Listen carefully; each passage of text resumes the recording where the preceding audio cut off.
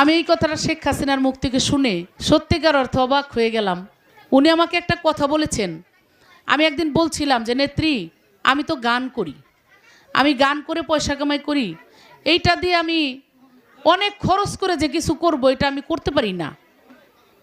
আমার বিরুদ্ধে কিছু লোক অনেক টাকা খরচ করতেছে, আমি কেমনি কি করব আপনি একটু বলেন আমাকে। উনি আমাকে একটা কথা বলছিল যে শুনো, টাকা পয়সা দিয়ে সব হয় না। আমি তোমাকে নমিনেশন দিব, দুনিয়াদারির কোনো কিছু ওই টাকা পয়সা দিয়ে আমার নমিনেশন কিনতে পারবে না। আমি যদি তোমাকে নমিনেশন দেই, তোমার আরেকটা জিনিস আছে। আমি বললাম কি? বলে তোমার সাধারণ মানুষ আর মহিলারা অত্যন্ত ভালোবাসে, এই রিপোর্টটা আমার কাছে আছে।